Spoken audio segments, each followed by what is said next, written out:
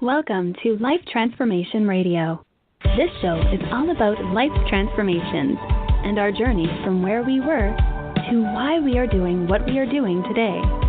We will discuss the hiccups, the roller coasters, and the blood, sweat, and tears that has been poured out while discovering our purpose. It is all about our transformations.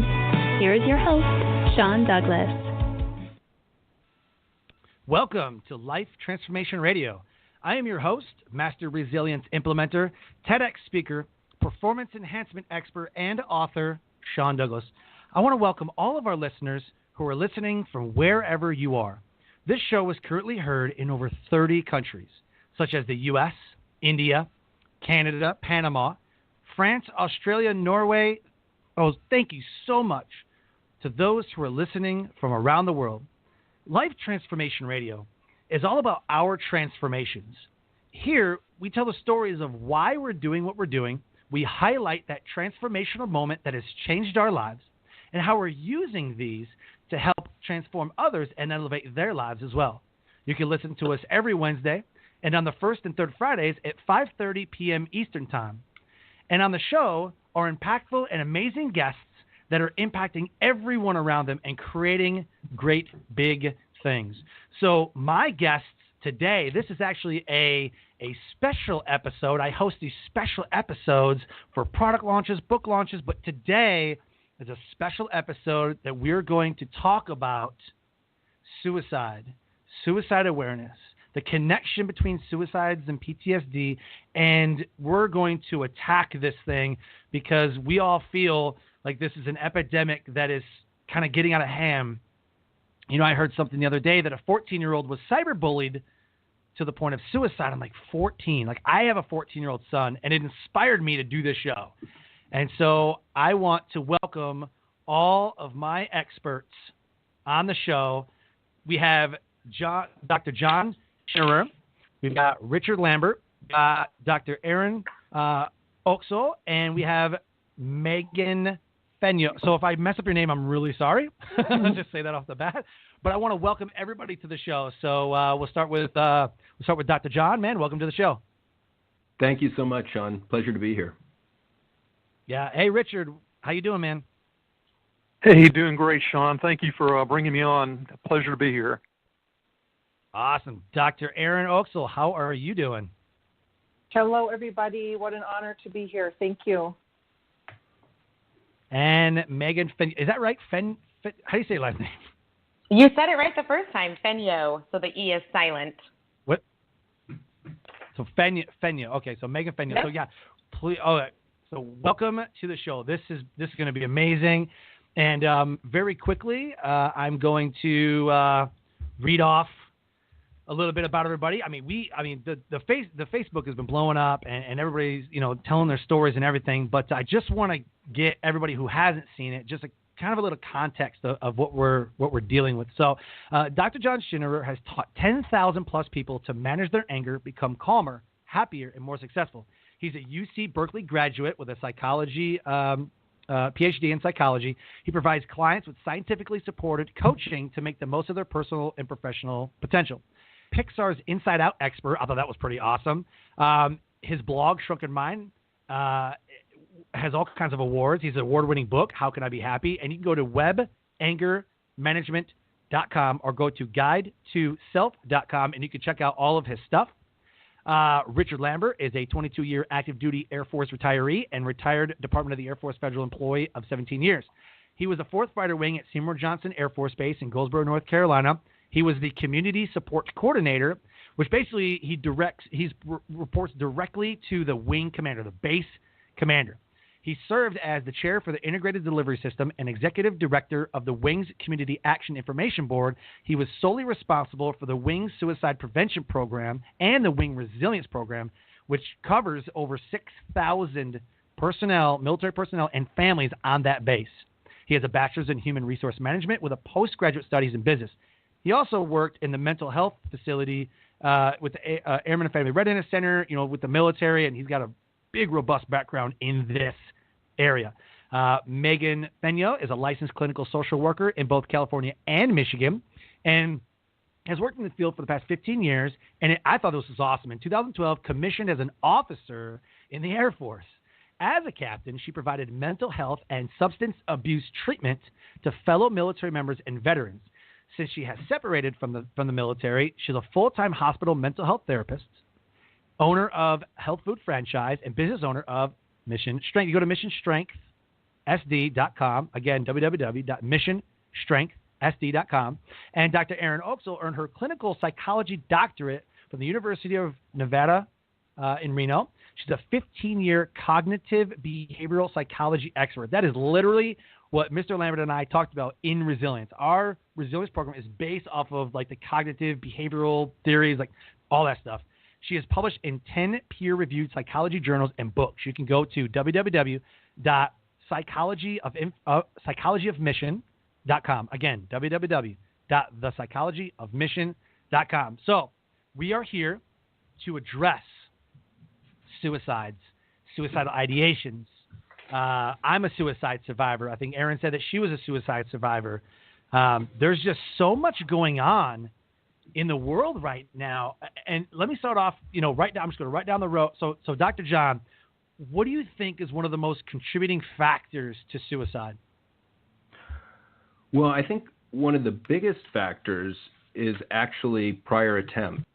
If you look at research, the number of attempts done prior to a completed attempt at suicide is the biggest indicator. The second one is actually a history of deliberate self-harm. And there's a theory out there by Dr. Thomas Joyner at Florida State University, and his theory says that people need to kind of work up to completion of suicide. So you do this by getting systematically desensitized to things like violence, seeing blood. And so anything like self-harm, anything like childhood physical and sexual abuse, those are all pretty big indicators that this person is serious and potentially has the courage to follow through on a suicide attempt or a suicide threat. Wow. Richard, what do you think, man? Okay, I agree with Dr. John there. But, we're living in a modern-day society that is, in my opinion, too fast-paced. There's too much noise in the world.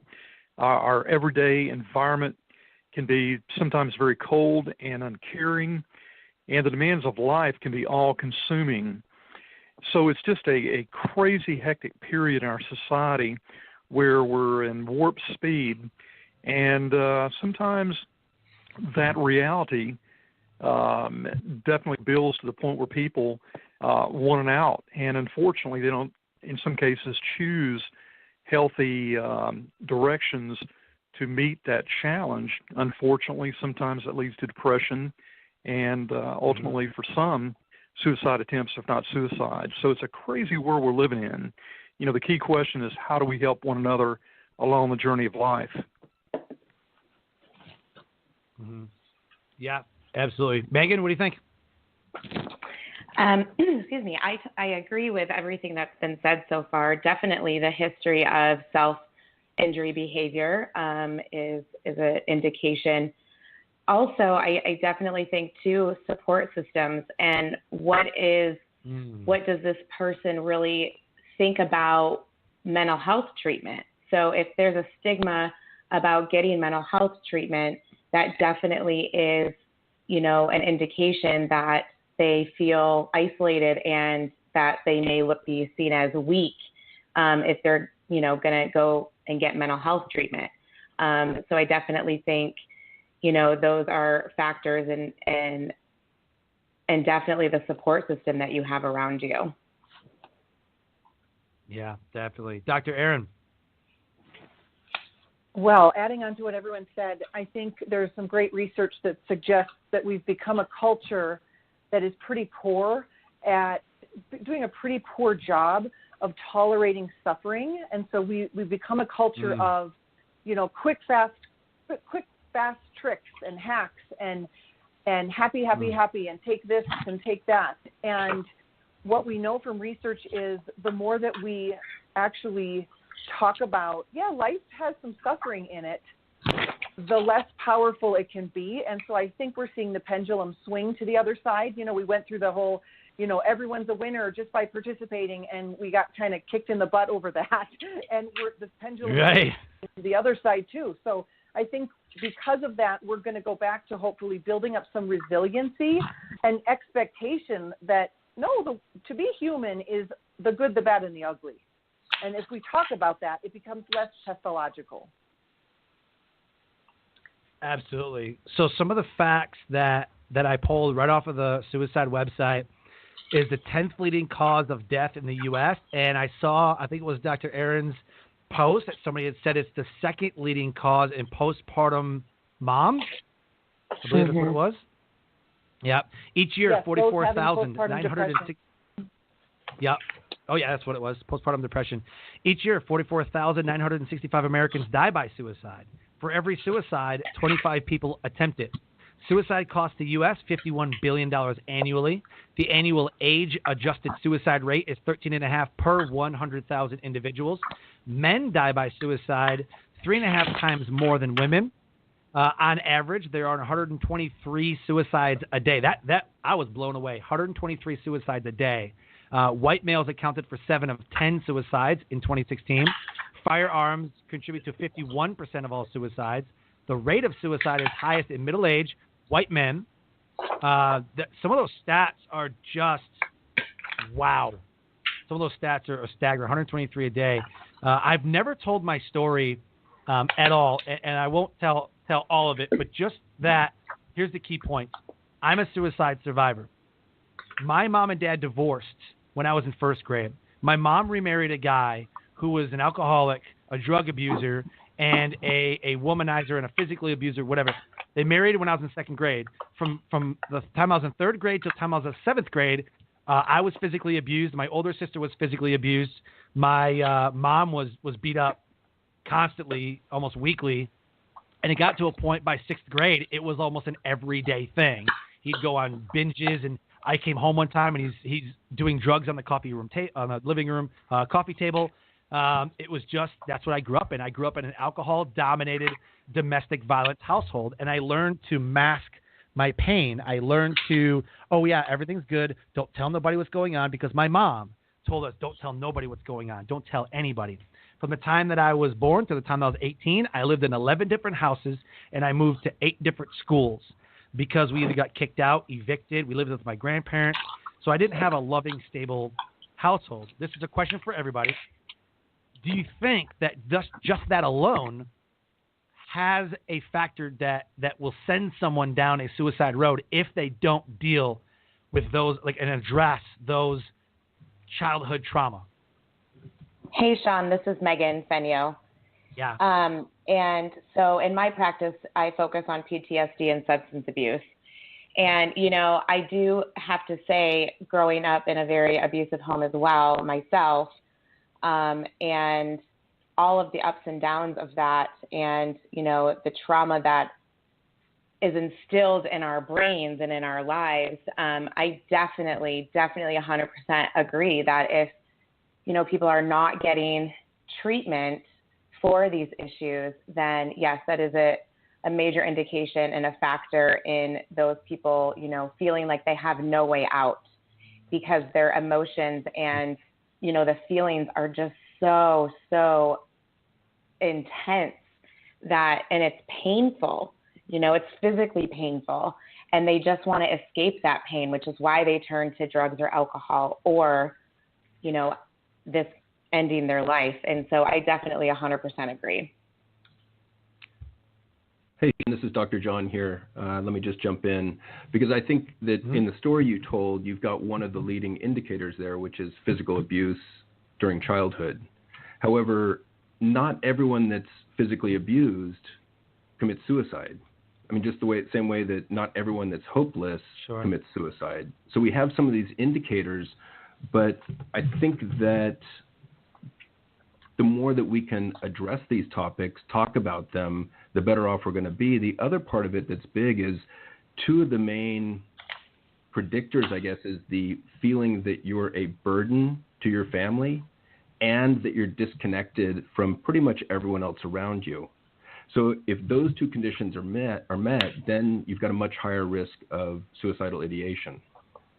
So hopefully in your case, I don't think that's true.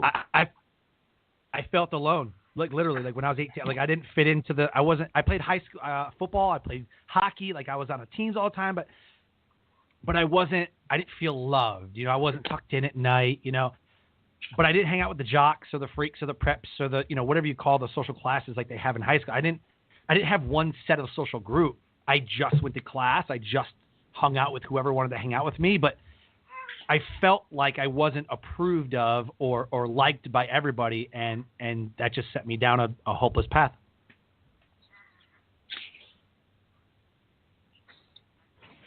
So here I go into the military, and I discover alcohol at an early age.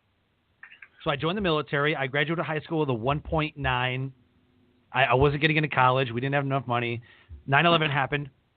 I go into the military.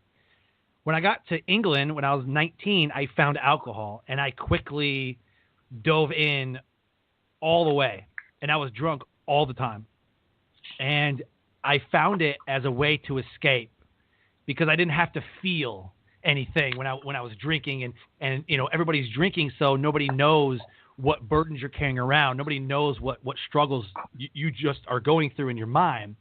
And by 2004, I was an alcoholic, In 2005, I did my first time in ADAPT, which in the Air Force is the what you as a captain what you specialized in. I was in the alcohol, drug, and prevention and treatment, and that's what I did. I was in the alcohol, drug, and alcohol prevention and treatment program, for abuse. And at the time in 2005, it was like a week or 2 week or something like that. But you couldn't drink, you couldn't, do any of that stuff. And of course, we try to hide it and try to get away with it. But now, I mean, in the military, they'll kick you out like fast. Like they'll alleviate you quick. But I did that my first time. I went to anger management. I was in counseling, and then I was good for maybe 6 months or so until I went through a breakup. And I went through a very bad breakup, and it set me down the same path. Because that's it. I'm not loved. Nobody wants me. Nobody cares about me. Whatever. And by 2007, I was a functioning alcoholic, and I tried to hide it from everybody until my wife left me. And when my wife left me, and the military found out that I was drinking all the time, because I showed up to work drunk and got charged with an Article 112, which is a drunk on duty charge. I was charged with an Article 112, and they were kicking me out. They're like, "You're done. Like, see you later." Like, I lost my house because my house burned down during one of my parties. My wife left me, and the kids, she took them, and I'm sitting there Christmas Eve, 2008, with a gun in my hand. I'm like, I'm just going to end it because I'm never going to stop drinking.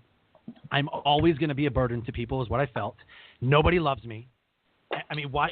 What is my purpose? I have no purpose in life other than to wake up, go into the military, and that's it. I mean, that's what I felt like. But I mean, I'm doing amazing things in the military. I'm building a business on the side. I'm doing great things on paper, but in my heart and in my mind, I was just a burden to everybody, and I just wanted to end it. So I put a gun in my mouth, and I tried, and I wanted to end it, but I didn't end up going through with it. People stopped me. I got phone calls, and people were like, "Oh my God, I'm really," and people reached out to me, but that's not always the case. They don't always reach out to you. What are some ways that we can identify if someone is suicidal? I'll leave it to the floor because I'm sure this is going to be, I mean, everybody's got their ideas, but I mean, what are some signs and symptoms that someone is going to be suicidal? Oh, that's tricky. It's interesting. This is Dr. Aaron, and even in psychology, the research shows we're not that much better at predicting it than the layperson, but we've covered some of those risk factors, and it's definitely if they've hurt themselves in the past or attempted in the past. But it's also this general sense of hopelessness, and sometimes people are so scared to admit they're having thoughts of taking their life, and by kind of opening up the conversation and normalizing, like, hey, we can talk about that here. That doesn't mean that there's anything weird about you or that I have to admit you, in a clinical situation, but really saying, like, every week maybe we could check in about, like, how you're feeling in terms of suicide sounding like a good option. When you open that up, it can be such a relief for people that they have a space to talk about it. Yeah. You know, when I was suicidal, probably 10 years ago, I felt the same way, and I thought my children are better off without me, and I knew 100% believed I would never, ever be happy again. Like, it wasn't a question. I wasn't being melodramatic. It wasn't being pessimistic. It was like 100% reality in my brain. I'm literally one of the happiest people I know right now in my life, but if you could have told me that back then, I wouldn't have believed you. And so when people are hearing people say things like that, it's time to say, you know what? This is a disease in your brain. This isn't you. Like, let's go fight this disease and have a team that supports and kind of rallies around. Let's fight this disease. It's not Aaron. Aaron's not depression. Aaron's Aaron having a bout of depression. Good. Well, and Sean, if I can jump in, Anyone else? This is Dr. John. Yeah. I think that I'm really pleased that you're doing this show today, because I think one of the most important things is to be able to talk about it freely and openly and get the word out. I mean, I can't tell you how many men that I've talked to that come in and they say, well, you know, I've had these thoughts of killing myself. And I'm like, oh, yeah, me too. Like, it's normal. To me, it's more normal than not to have thoughts of suicide. I don't get freaked out about the thought of suicide, because that's kind of what our mind does. Our mind is just a random thought-generating machine, and sometimes it spits out helpful thoughts, sometimes it's unhelpful. But I think until you can have that honest conversation about, this is what I'm thinking, this is how I'm feeling, there's not much you can do. If, you know, the people that worry me the most are the people that have these thoughts and these feelings and don't tell a soul about it. If someone's talking to me about it, I can help them out. If they're not talking to me about it, that's a tough one. So I try and normalize my client's experience by saying, yeah, I've had those thoughts before in the past too. I think most people have. I think sometimes, you know, just the inside of our head, our minds get so painful, we just want to shut it off in some way. Yeah.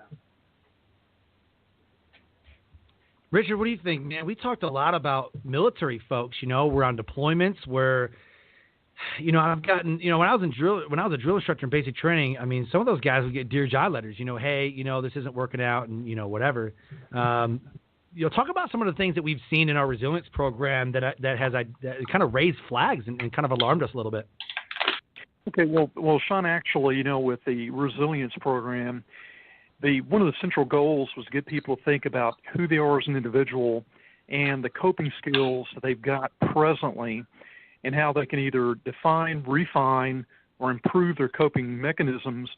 And we've seen a lot of individuals say, hey, I've never thought of mindfulness before. I've never thought of self-talk before. And that's kind of opening some new doors for individuals to kind of look at a new approach on how to deal with controversy and challenge and ultimately hardships. One thing I do believe we do right in the Air Force is we have the wingman concept. And, you know, the wingman concept is just like having a good friend you can depend on.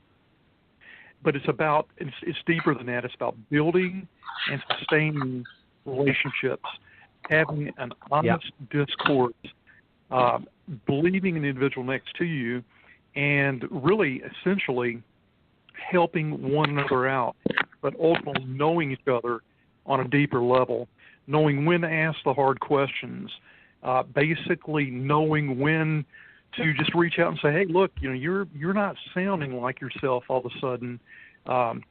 What's going on? Let's talk about it.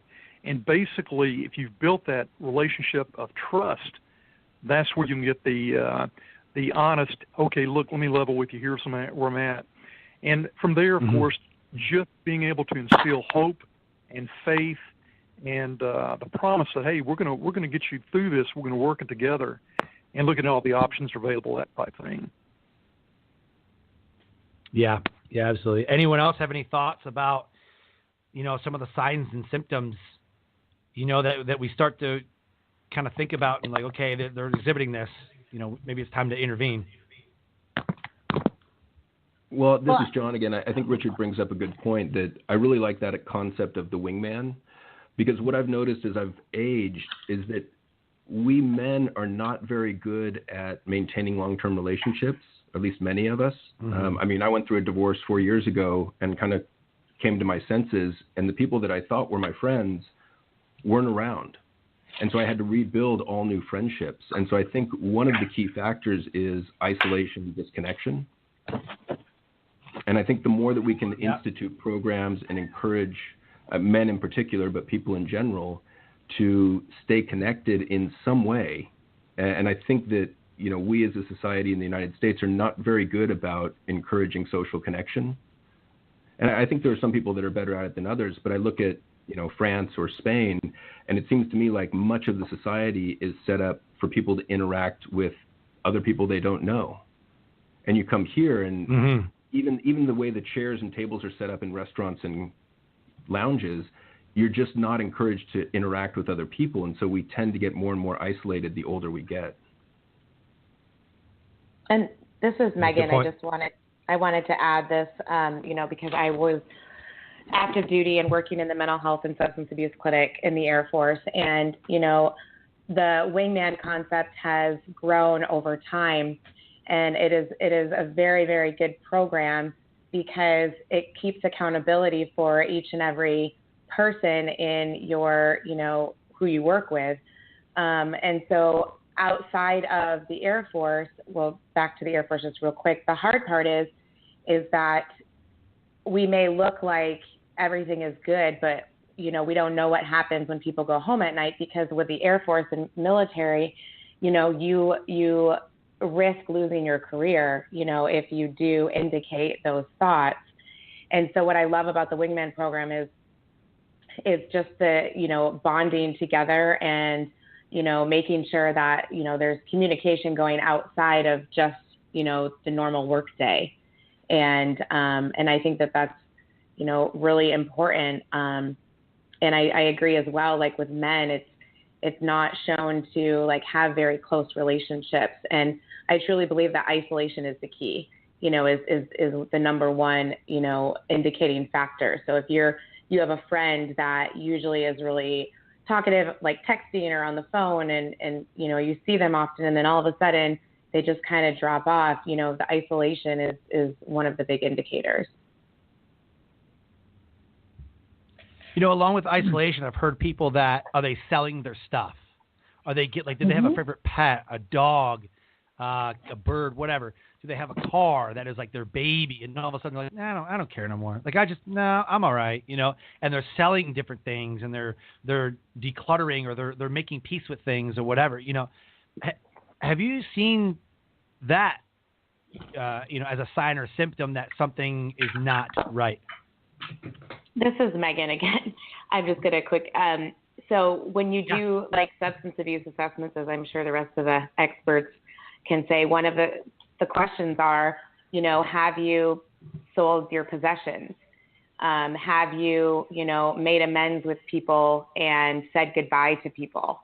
So definitely those two things, and selling your possessions and getting finances in order, things like that is definitely an indication. Awesome. And Dr. Sean, John, I got a question. Go ahead, Richard. Yeah, go ahead. Well, I'm just going to tag on one point here, Sean. This is Richard, of course. We need to change the narrative regarding, human interactions, suicide prevention, to where it's a strength-based approach. For men, we can talk about, the gender and differences and so forth, but for a lot of men, we're taught from early on, hey, it's not okay to hurt. It's not okay to feel or to basically express pain, uncertainty, not be in control. But ultimately, that is a societal situation where no. We need to change the narrative. It's okay to feel. It's okay to express. It's okay to show weakness. And this goes for both men, women, and obviously children and teens. But we need to kind of turn the corner on being legitimate, being honest, taking some risk, and when we have a need, basically expressing the need and reaching out. So it should be looked at a strength-based approach regarding the ability and the confidence in those around you to where you feel, hey, it's okay for me to raise the flag. I know someone's going to be there. and I can feel and express where I'm at. That's great. Yeah, and Richard, this is John. If I can jump in there, I absolutely agree with you. And I think there's a precursor to that as well, where men in particular, I think, need to be taught some emotional awareness. I mean, I think the stats are that most men on average can name about 7 emotions. Women are about 17. And, you know, a lot of the men that I see in my practice have a hard time identifying what they're feeling. I mean, they can do basic emotions, but beyond that, it's pretty difficult. I've had, 17-year-olds come in here and argue with me that they're not stressed when their best friend is sitting right next to them saying, dude, you're really stressed. And so I think that there's that piece of it as well, that we need to not only be okay with feeling, understand that we become a better father or husband or employee when we are aware of what we're feeling, but also the step prior to that is figuring out what the heck we are feeling. Absolutely. Yeah. Totally agree, Dr. Sean. Totally agree. Mm-hmm. So I got a question for Dr. Aaron. As I read through, all of your accomplishments and everything, how, and I don't know, that's why I'm asking, how does the cognitive behavioral psychology, how does that, what you do, what's the experience, I guess, that you've had inside of the suicide realm, and how is what you do as the cognitive behavioral psychology expert, how does that coincide with suicides and that area? Well, thank you That's for a horrible the way to answer that question. So I think Dr. John might have mentioned this, but it's when you come from a cognitive behavioral standpoint, it's kind of this understanding or assumption that your brain gives you thoughts that are often uninvited, unwelcome, and they're very automatic and can be very automatic. And cognitive behavioral therapy, where I have seen the most success with it, is if you can get someone to observe their thoughts, it can potentially decrease the believability of the suicidal thought. So I always say your power is not in the first thought. The first thought are unwelcome, uninvited, automatic, learned. Your power is in the second thought. And here's where it really gets helpful. When you've had a suicidal thought, your chances of having it again go up because your brain comes up with that solution again. And so if we can talk about, you're going to be like coming up with this thought maybe for a while. So let's look at, why does it make perfect sense your brain's coming up with this thought as a viable solution? Oh, because I'm in a lot of pain. Okay, let's talk about that. Of course you're in pain. Let's validate your pain. Let's help you cope with your pain. Because the whole what we know from cognitive behavioral therapy is the more that you resist, the more it persists. And the more that you don't want the suffering, the more it hangs around. And so your real power is having a relationship with your thought life. So I remember when I was coming out of my suicidal, time in my life, I would notice that my suicidal thoughts would get triggered when I would get highly stressed, and it was always around the children. And I would notice this kind of connection, like, oh, that must mean I'm really overwhelmed with the children because my brain just told me I should kill myself, and that's not true. Like, it became this thing that I was observing as, why does it make perfect sense this thought's popping up right now? So before you can really get to that level of observing the thought, the more we can help people realize you are not your thoughts. They are not always, like I said, given your permission, and they're not always in your control. The more we can help people kind of maybe entertain the fact that it's not 100% true. So I hope that makes sense. Yeah, no, absolutely. You said something that really kind of just made me realize, like, holy crap. So inside of our resilience training in the military, we talk about mindfulness. We talk about our thoughts and things. But one of the things that you said is that if you resist, they persist. And one of the theories or one of the research studies that we use is called the white bear phenomena, which was a research study done in 2003, where what it is you try avoiding your thoughts, whether positive or negative, and they can become counterproductive. So I don't want to think about it. I don't want to think about it. I don't want to think about it. And you're putting energy towards those thoughts, which makes you think about it even more. Does that sound about what you're saying? That's Resist, exactly persist in the that? research, yes. And it's called cognitive fusion, where you get fused with these thoughts. And if you can just notice, like, oh, you just arrived, you're joining me for dinner, you're going to ruin my dinner. Like, where did you come? And you kind of have this relationship with your thoughts or anxiety or fear. You can then have a chance at manipulating it in a non-judgmental way. Like, all right, well, come on, we're going anyways. Or I know you won't hang out forever. Or I'm going to redirect to the present moment, and I may need to do that 1,000 times during the day. I may need to do that. But it's a very hard skill of non-judgmentally observing those thoughts, which is really hard, but it's really powerful. Yeah. Dr. John, I got a question for you. Is there a level of acceptance that has to happen? You know, I know that we can't remove, doubt and pain and suffering and some things in life with death and some other things, but is there a level of acceptance that has to happen that says, you know what, this bad thing did happen to me, but I can move on, Talk about that for a second. Absolutely. I think that, this was alluded to earlier, and I think mindfulness is a good way to go about that, where you kind of, in a non-judgmental way, allow what's arising to arise without criticizing it or yourself for it happening. And I think that, one of the things that I've been joking around with my girlfriend a lot about lately is we'll tell each other it's all about the story, which means that you could have something bad happen to you or you could have something good happen to you. Either way, if there's emotion involved, it's going to make a good story. And so, we kind of look at it, that attitude helps us to roll with some, kind of dicey situations. And I think, this was also brought up in the beginning of the show, that I definitely agree that we're in a spot as a society where we can't tolerate distressful emotions. And we think they should go away immediately. And that's not the case. That sometimes you have to sit with uncomfortable emotions, and that's okay. You can tell yourself, okay, I'm getting anxious now, and it's going to pass in a few minutes. I'm just going to sit here and breathe.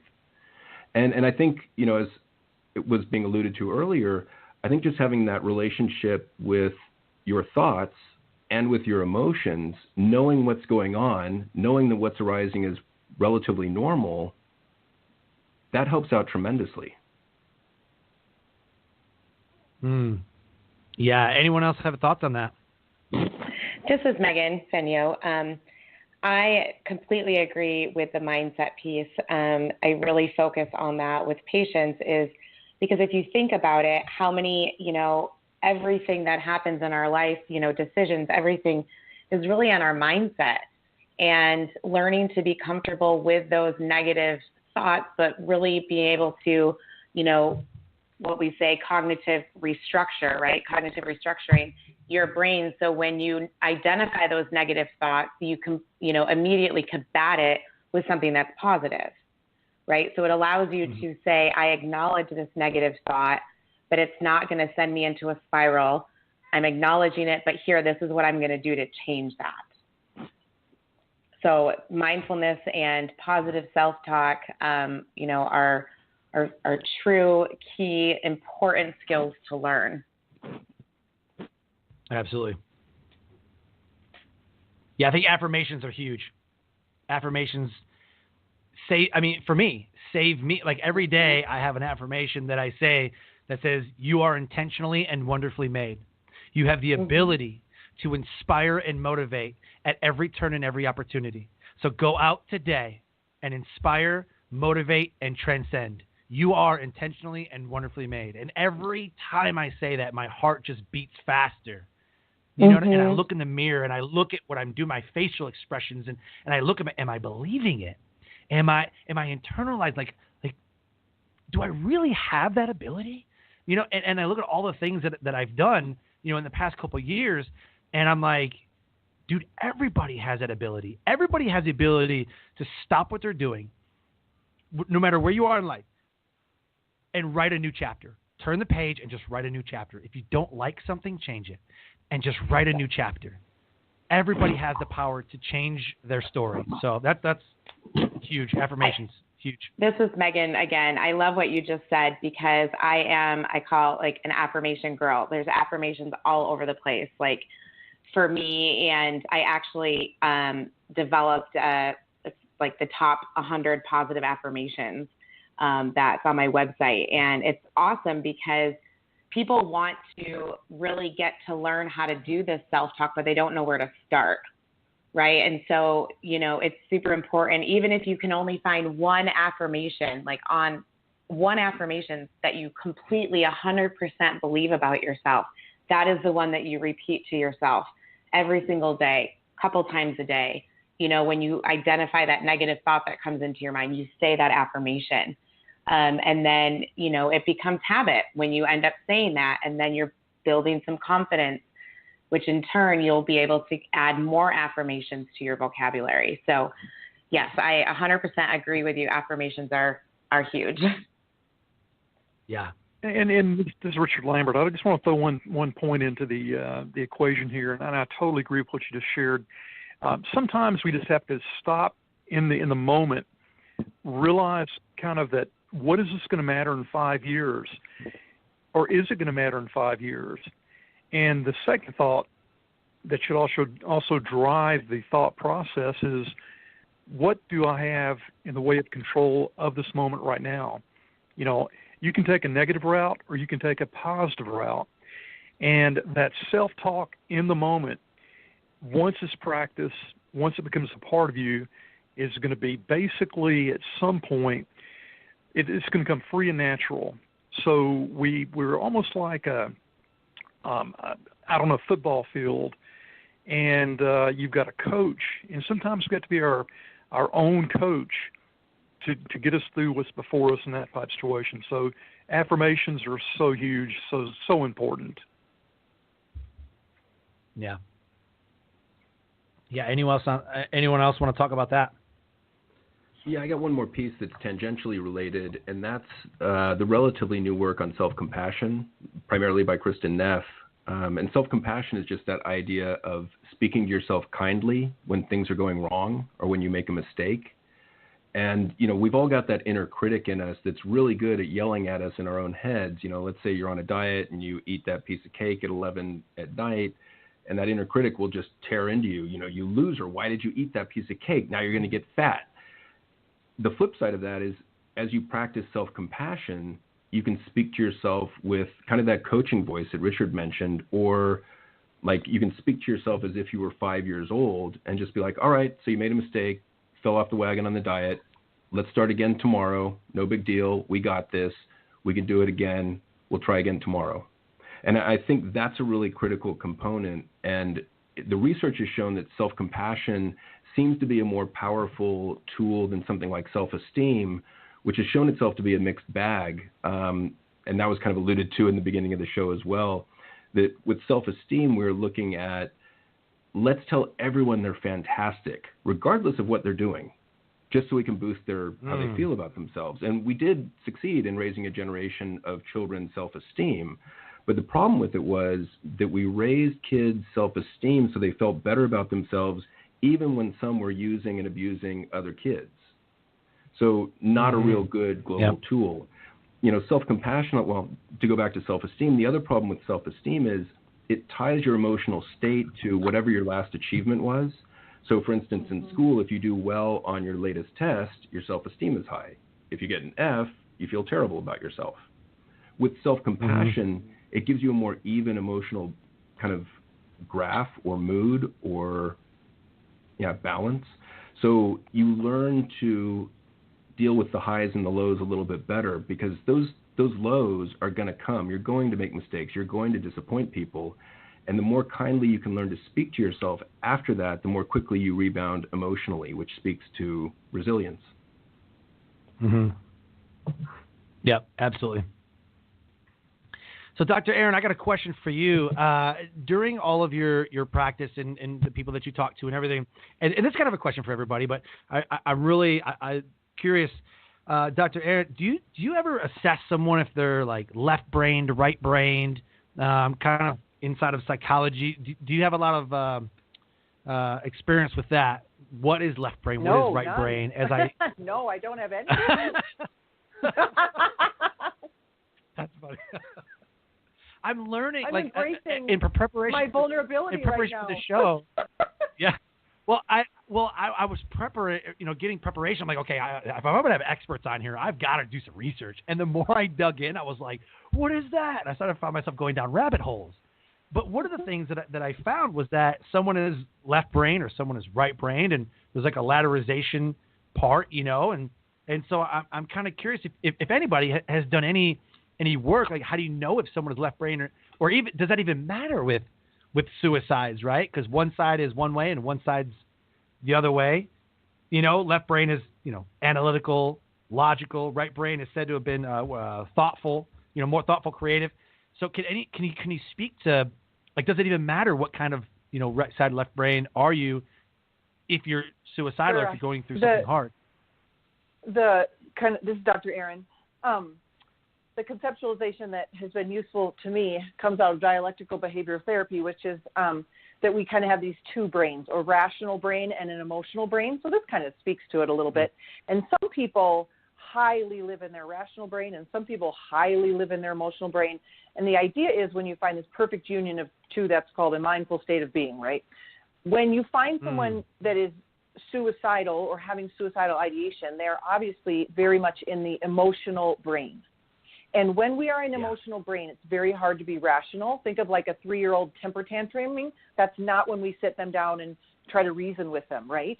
And so the more we can help people get into a more rational state and cope with their emotion brain, the more useful it is to kind of deregulate and decrease that emotional distress.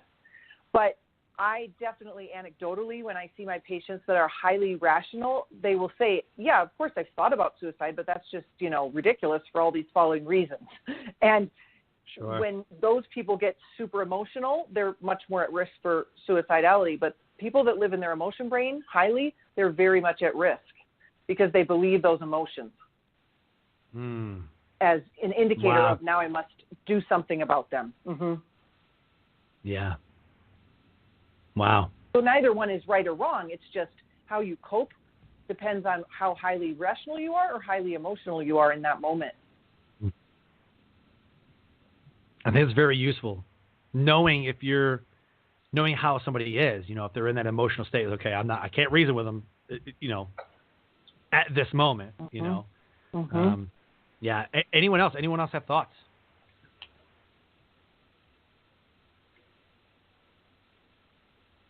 No? Okay.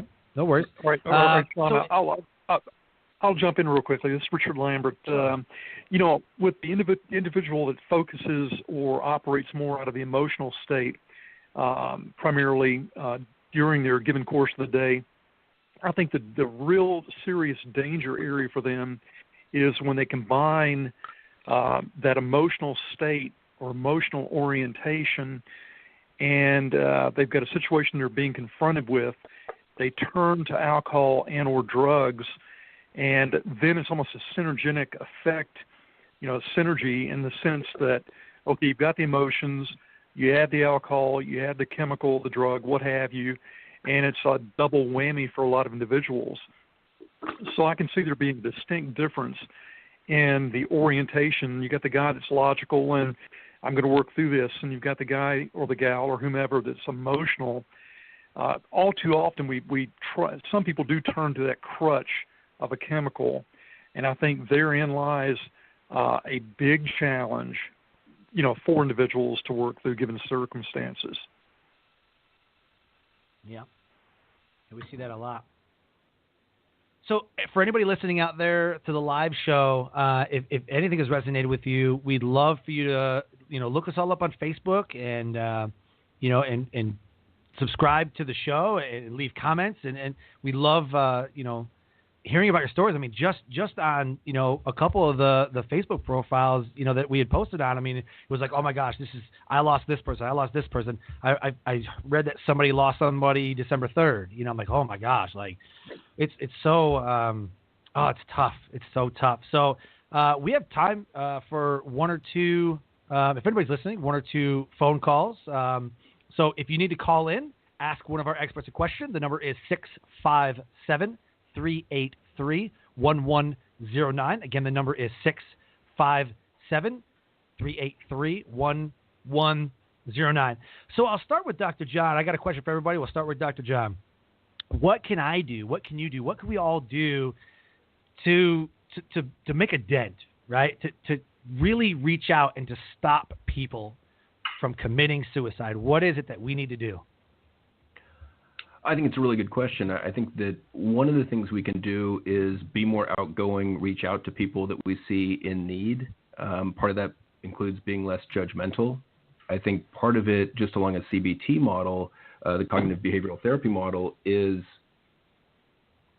getting better individually and teaching others how to get better at identifying those negative thoughts, challenging them, looking for the evidence to support or disprove them, and then figuring out what kind of distortion is this thought, and then reframing it. So let me give you an example of that. So let's say I go to a party and I feel really nervous and I think, oh my God, I'm socially awkward. Nobody wants to hang out with me. So if I can be rational and look at that objectively, I can say, well, yeah, I mean, I can function well at work and I can function pretty well at home. So I must not be socially awkward. I have some friends that enjoy my company. So then you look at what kind of distortion is this? And in this case, it's an overgeneralization. So you want to kind of use that assessment to delegitimize the thought. So you can go something like, well, my discomfort at the party was specific to that group of people where I didn't know anyone, and it doesn't really say anything about me as a person.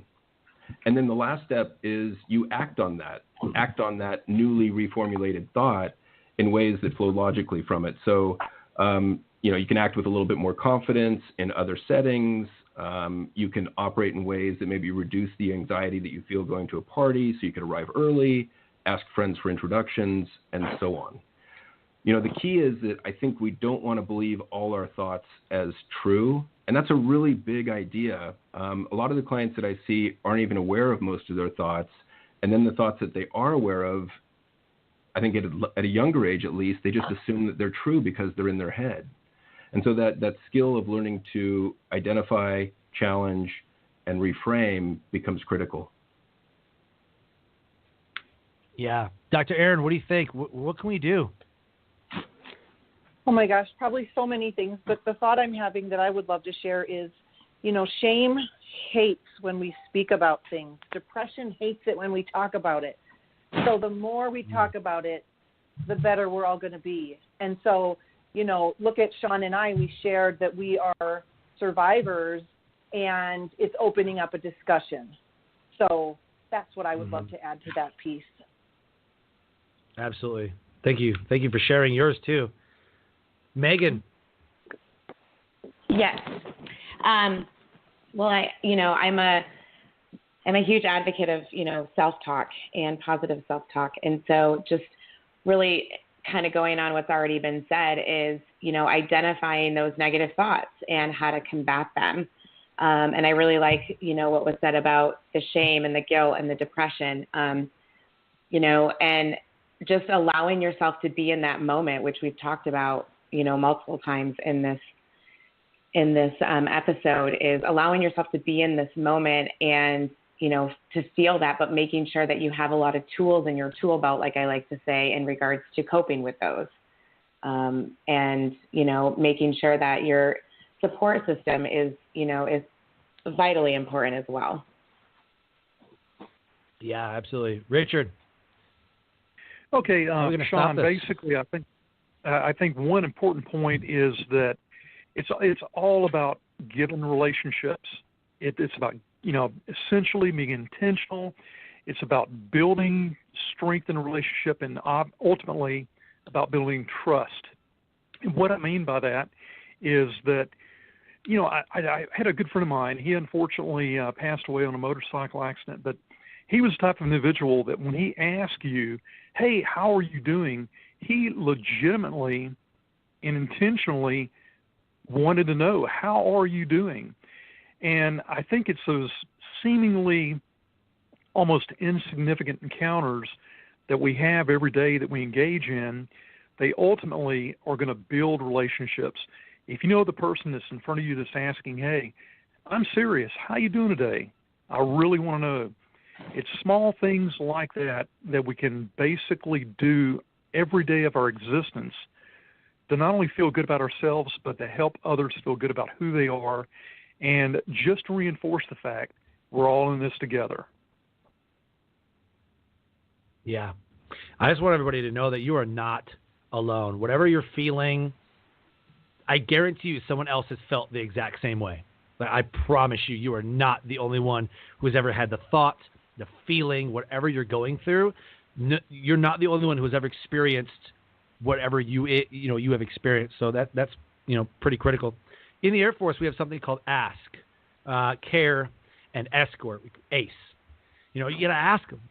Like how are you feeling? Like I generally want to know. Like Richard said, I legitimately want to know. I always ask, like, how are you feeling? What are you doing? And and then it's caring about that person.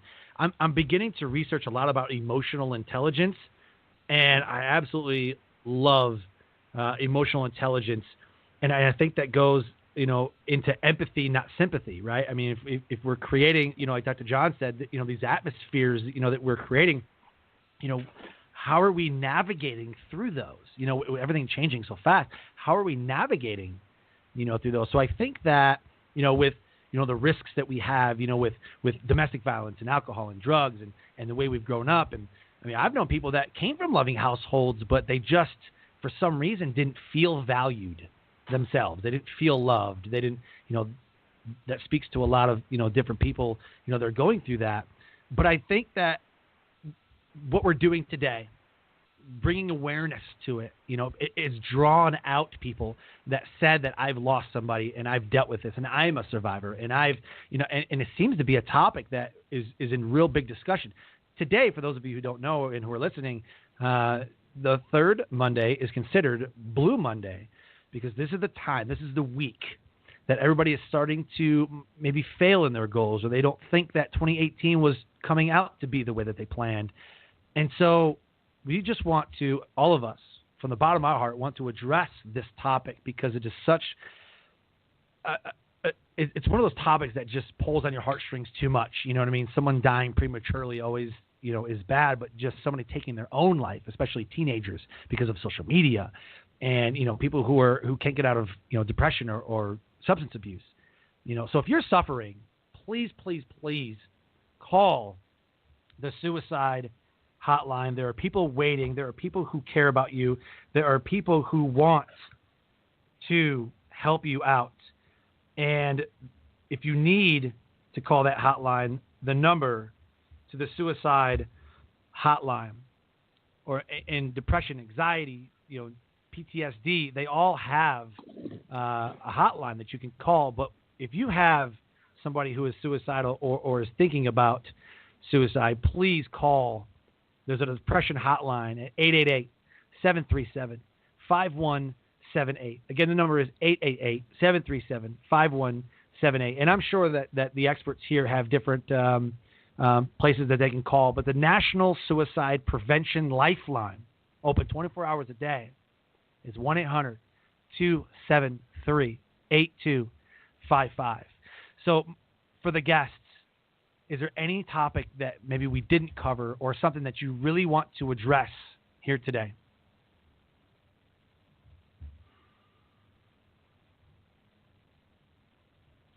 Or maybe we covered it all. This is Megan Fenyo. I just want to stress, and I know we talked about it, and you said it too, is just, stress to people that they're not alone. In my work in substance abuse, the one thing with patients, they always tell me is, because we do a lot of group treatment and there's a lot of hesitation with group treatment. And the one thing is they say is, I was so hesitant, but it's so good to know that I'm not alone, that people understand.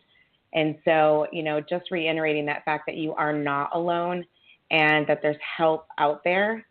And, I just want to encourage, people to reach out for that help. Perfect. And Sean, if I can dovetail on that, one of the things that I talk to my clients that are depressed about is this idea that when you're depressed, you've got a different set of glasses on that you're seeing the world through. And so you don't quite see things accurately. You believe those negative thoughts. You believe those negative emotions. And when I've dealt with my own depression, what I realized was that I was often one of the last to realize that my mood had changed. And what I realized was that I needed to trust loved ones around me and get their feedback. And when they said something like, "Gee, John, you're getting a little bit irritable," or "You seem a little down," that was a big red flag for me to look at, okay, where's my mood at? And so those of you that suffer from depression or have suicidal thoughts, like, please listen to the loved ones around you.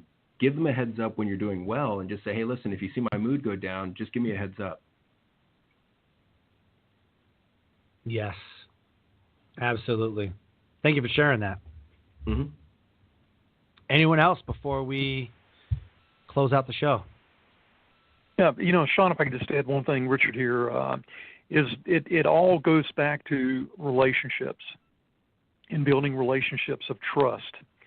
And, I've said this before, and particularly one-on-one directly, with you. If I could really be king for a day and make a decree or make a change in society, it would simply be that we as a society, we educate our children, aside from reading, writing, and math and so forth, that every semester, every school year of a child's life, it would be required that the children have at least one life skill class per term, per semester, per year, from 1st through 12th, even in the college. I believe right now, with the hectic pace of our world and our overdependence in technology and the electronics and so forth, we kind of need to get back to basics. So if it's up to me, we would work and focus from day one with our children to improve self-esteem, provide ironclad coping skills, and essentially, again, provide a life skills curriculum from day one in school to the very end that would promote the 4 pillars of resilience, which are mental, physical, social, and spiritual. That's just if I were king for a day. So if I'm ever king for a day, that's my number one decree that I'll make. That's awesome. All right, so as we close the show, Dr. John, if someone wants to get a hold of you, find you, talk to you, how can we make that happen? They can email me at John, John, at guidetoself.com, and that's guidetoself.com. Awesome. Dr. Aaron, how can people find you and get a hold of you and talk to you? Oh, thank you. You can go to my website at www.thepsychologyofthemission.com. Thepsychologyofthemission.com. Thank you. And Megan? You can also go to my website. It's www.missionstrengthsd.com. So mission strength, S as in Sam, D as in dog.com. Perfect. And Richard, we have a Facebook group dedicated to the resiliency topic called Resiliency Think Tank, and there's a lot of military resilience instructors, and there's some resilience folks in the positive psychology realm. And I invite our experts to check it out. It's a Facebook group. We kind of just drop things in there, and Richard and I, especially him, I mean, he's masterminded this whole resilience community in the Air Force, and I really have learned so much from him. So, Richard, I want to thank you, for being on the show, and this has been great. All of you, thank you so much. Thank you. Thank you, Sean. Thank you. Thanks to all. Take care. So as we close the show, I always say, live your brand. Find opportunities every day to live out the values that you hold deep in your heart. And I call that living your brand. You have the power to write a new chapter, to not put an address in a mailbox on this depression, anxiety, or these suicidal thoughts. Pack up, go to the other side, go through it, grow through it. Grow through everything you're going through, because what you're going through is preparing you for where you're going to. And so as we close, I just want you to realize that you are not alone. And as the experts have said today, everyone has had thoughts. Even the experts has had thoughts. So you are not alone. And so until next episode, live your brand and have a good night.